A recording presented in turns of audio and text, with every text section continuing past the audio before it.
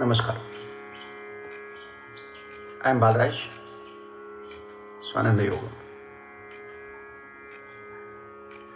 The present topic that I have taken is the methodology of Swanand yogic practices. Methodology, the method that we adopt in our classes to teach the aspirants. One thing I am going to emphasize more is we don't go in a group. We teach every person separately. There are so many references in my speech that every person is unique except physiological structure, rather anatomical structure. Same with all persons. But behavioral pattern,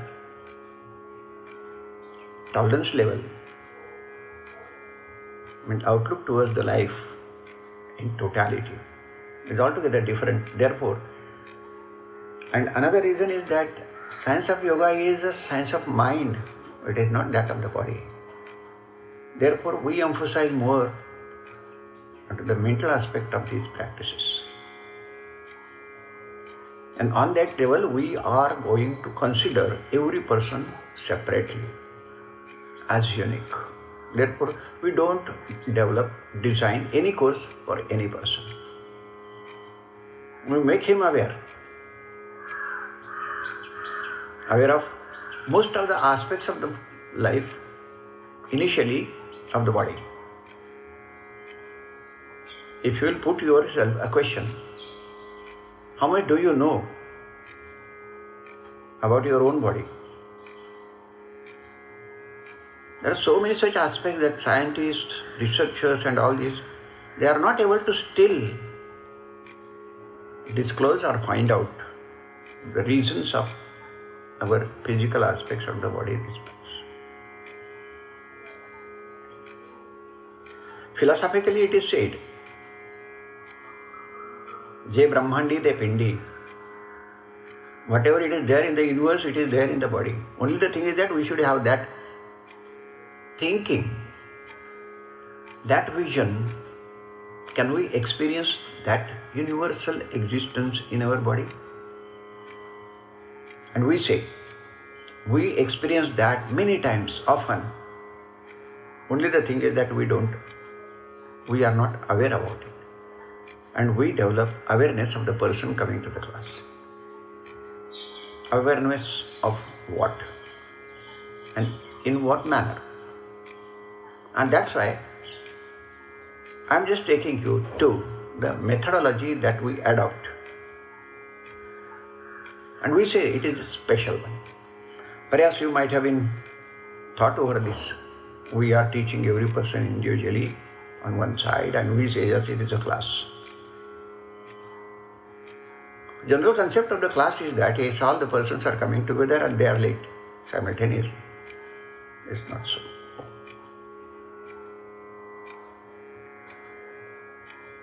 Perhaps one may think, having some intellectual level or more thinking, more knowledge,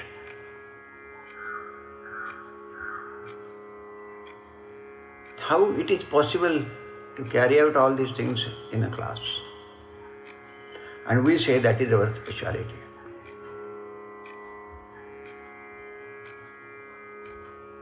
At every moment of a person's practical period, that too it depends upon the person himself, or the aspirant himself. There is no restriction of a particular time. He should not come at a particular level. We don't expect from him. He should not come at a particular time of the class. He should decide. He should be free of all the tensions. We can say virtually. He should not have any tension on his head or in the mind before coming to the class. Therefore, timing coming to the class is free for him, not fixed for him. class workings are fixed. But for a particular person, the time convenient to him, he can select, come and go. No formalities after coming that there should be some rituals and though. While leaving the class, is it necessary to take the permission? No. When he feels that my program is over and my time is up, he is free to go. No doubt we expect minimum 1 hour from him. But it is not binding on him that he should be in the class for 1 hour. So, before coming to the class, the person is more relaxed mentally. He need not to go for any adjustment just for coming to the class. This is one thing. Now there comes question, how we start. The speciality of this method is we start with interrogation. Intention is that he should go on thinking of himself. He should be made aware what he is doing, in what manner he is doing, and what is expected by him, not by us. First thing is that he comes there to learn something. We start from himself. And in a free mood, we generally go on asking them some of the questions. The first question that we put, mostly depending upon the person's individuality, knowledgeability, social status and all this. Do you know about your breathing? Obviously, first reaction comes, what are you asking, sir? We are living only because of the breathing. Yes, correct, total. So first reply to the question is, yes, I know we are breathing and therefore we know breathe. Now going deeper into it, in the context of methodology, we should be aware about our breathing, in what manner it moves, it goes. Subsequently, we are knowing that what is the mechanism of the breathing, what is the perceptive ability of ours to understand that, what is the significance of breathing in our life.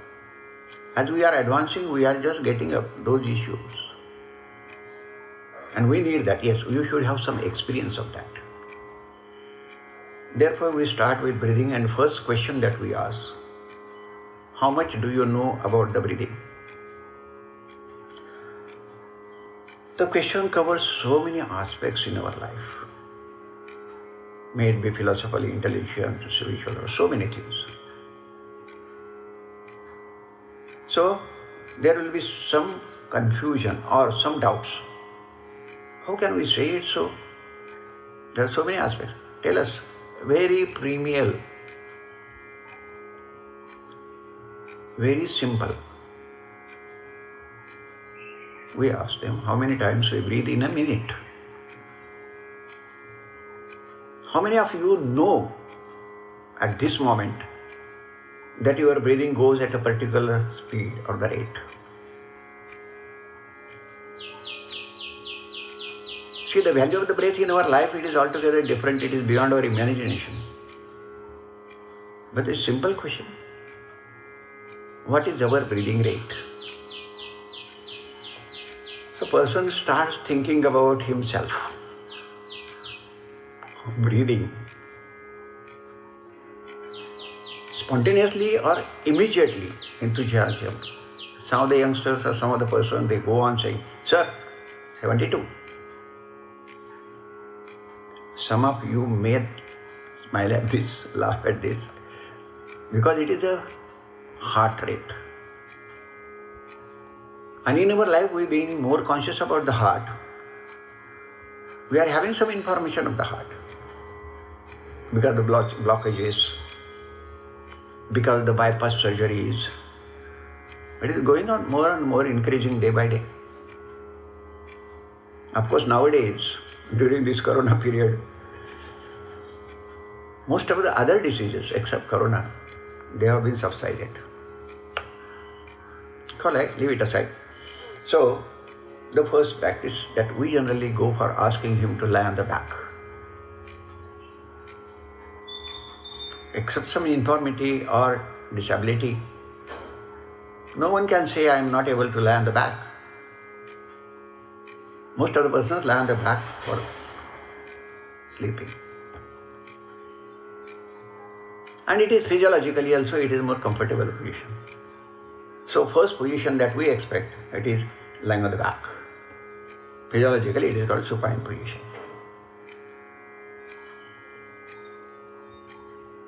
So what happens in that position? Don't do anything. Keep your both the palms one above the other and place them, not press them. Place them onto the abdomen, on the navel region. And keep on observing what you will be able to observe yourself about the palms. Most of you will be able to understand or say that yes, movements move up and down.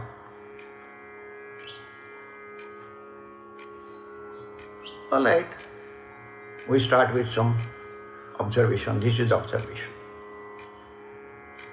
Both the palms placed onto the abdomen, they move up and down.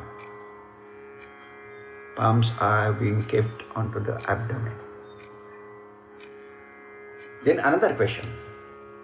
When we go for breathing, the breath goes or the air goes into the lungs. Lungs are situated in the chest.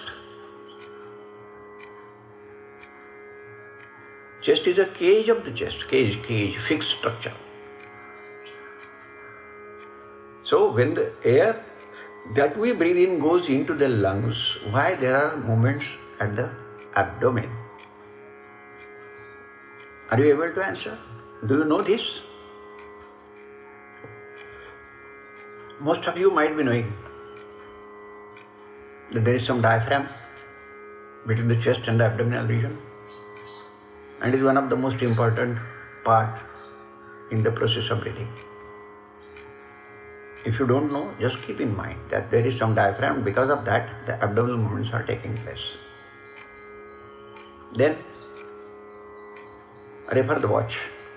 You have experienced that the abdominal movements are taking place. Check up the time.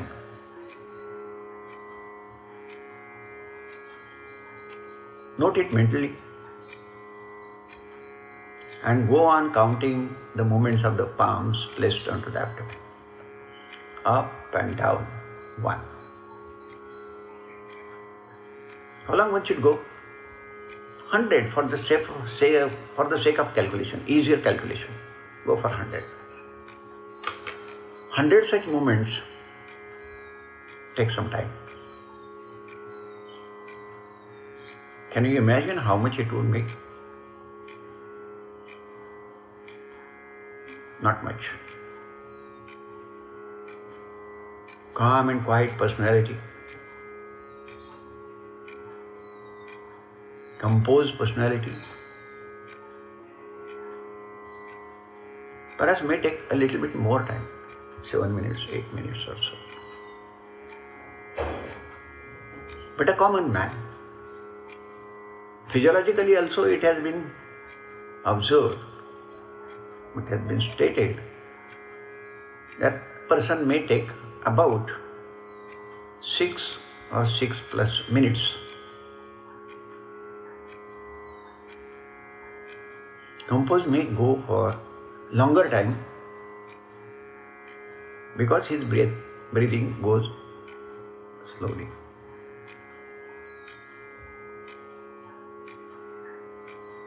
Person's psychological status and the breathing rate is close relationship. We will be talking about that afterwards. But now,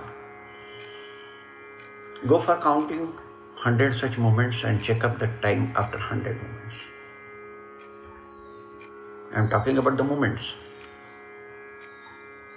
At the bottom of our mind, we know that it happens because of the breathing. We are not thinking about the breathing, we are thinking about the palm. And just to have a little bit focus, we sometimes tell them, keep your mobile below the palms and above the abdomen. दुनिया मुट्ठी में है.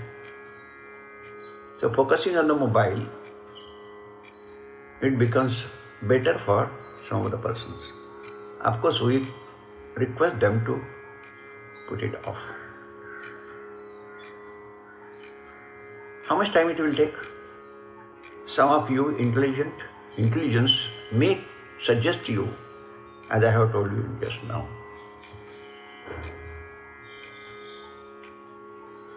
Suppose it goes for 6 minutes. 100 such movements. After counting, we will say, yes, I have counted 100 breaths. You can, but not while counting.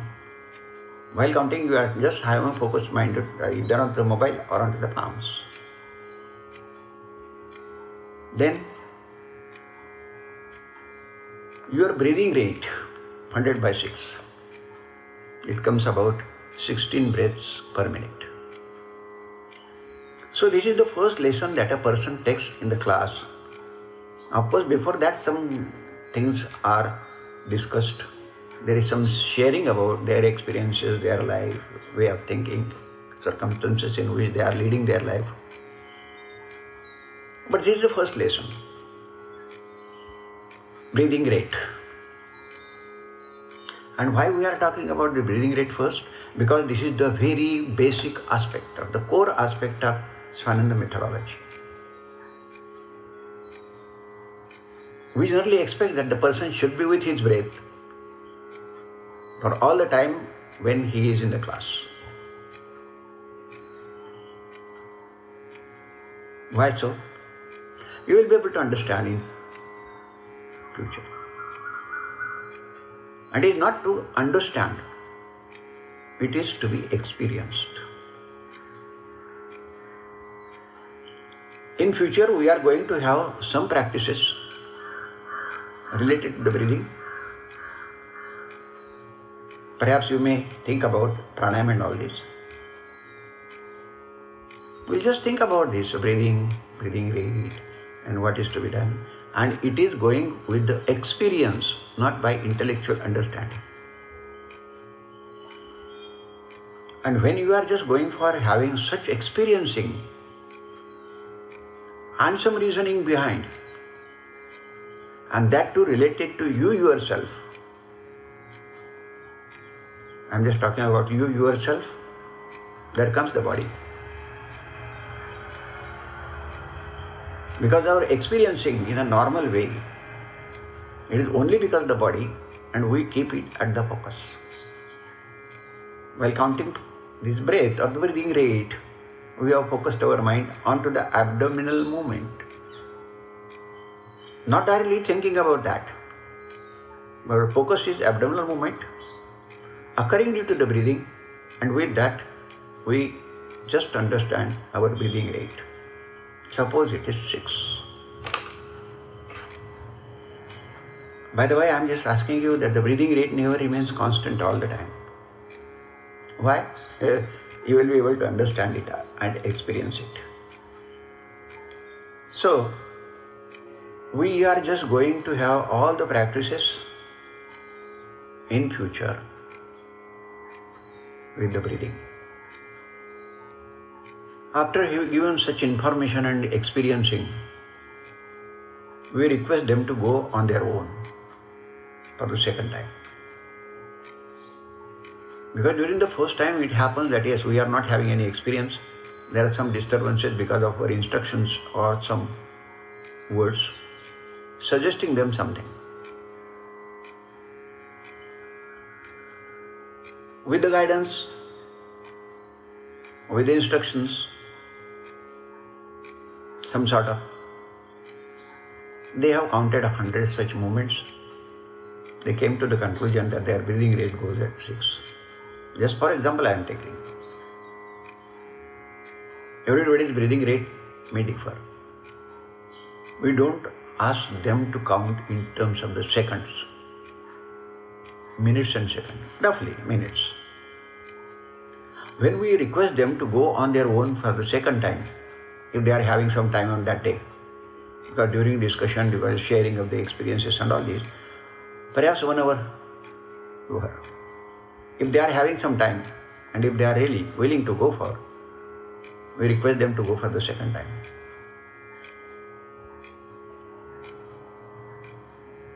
And you will not believe, most of the persons, particularly those are having some stress factor in their life.